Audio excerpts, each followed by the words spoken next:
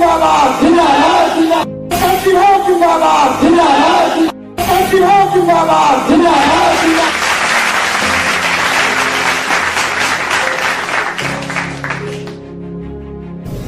बाबा साहब अंबेडकर को मानने वाले देश के चारों पांचों कोनों में 4-5 जातियां हैं। वो जातियां बाबा साहब अंबेडकर को क्यों मान रही हैं? मद्रास का परिया बड़ी जाति है शेड्यूल कास्ट की, वो बाबा साहब को क्यों मान रही है? पंजाब का चमार और उत्तर प्रदेश, पश्चिमी उत्तर प्रदेश का चमार, ये बाबा साहब के साथ क्यों लगे? और बंगाल के चंडाल बाबा साहब के साथ क्यों लगे? क्योंकि बाबा साहब अंबेडकर के सुनने से पहले वो लोग मनुवादी समाज व्यवस्था के खिलाफ संघर्ष कर रहे थे। जो लोग अपने बलबूते पर अपने अपने एरिया में इस देश की मनुवादी समाज व्यवस्था के खिलाफ संघर्ष कर रहे थे, तो उन लोगों को ज्यादा देर नहीं लगी बाबा साहब अंबेडकर को अपनाने में।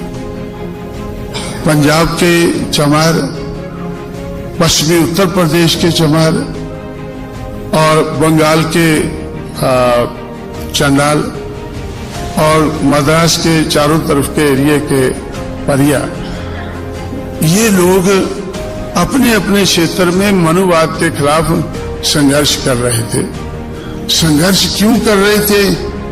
क्योंकि सबसे ज्यादा अन्याय इन लोगों के साथ हुआ था।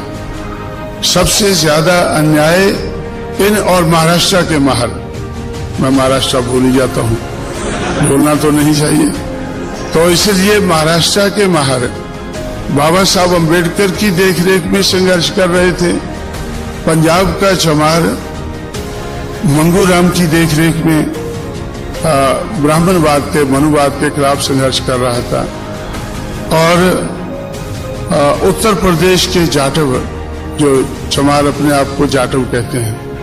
दूसरी एक बात और आपको सुनकर अचंभा होगा, जैसे एक मिस्टर चिटनी से जो बाबा साहब के साथ रहते थे, उन चिटनीस को बड़ा अचंभा हुआ जब मैंने उनसे कहा कि भाई पंजाब में इतनी आबादी चमारों की है, उत्तर प्रदेश में इतनी है ये, तो वो रिकॉर्ड देखने लग गए। सेंसस का रिकॉर्ड है और सेंसस के रिकॉर्ड में चमार है ही नहीं। वो बोले आप बोलते इतनी आबादी है उनकी, तो इधर तो रिकॉर्ड में है नहीं।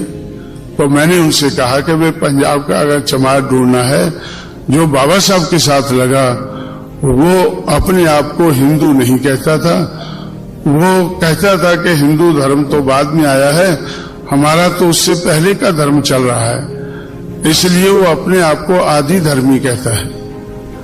जो पंजाब का जो रिबेल चमार है, ब्राह्मणवाद के खिलाफ जो चमार है, वो अपने आप को आदि धर्मी कहता है।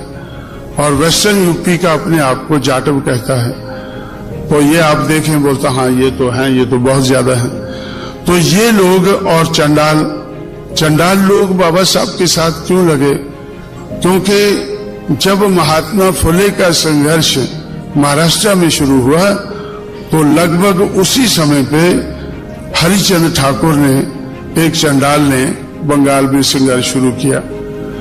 उसके बाद गुरुचंद ठाकुर ने 1937 में उनकी डेथ हुई, तो 20वीं सदी के शुरू में तो उन्होंने बड़ा भारी संघर्ष किया और सबकी भाषा लगभग एक ही जैसी थी। जैसे बाबा साहब इधर वेस्टर्न महाराष्ट्र में 18 अगस्त 1932 के बाद आकर कहते थे कि महारों को आकर कहते थे कि तुम्हें इस देश की शासित करता जमात बनना है। आप अपनी दीवारों पर लिख लो कि तुम्हें इस देश की शासित करता जमात बनना है। 1962 में मैं महारों की दीवारें देखने निकला और जब महारों के मोहल्ले में पहुंचा, मुझे तो कोई दीवार ही नजर नहीं आई। वो तो झोंपड़ों में रहते थे ज्यादातर।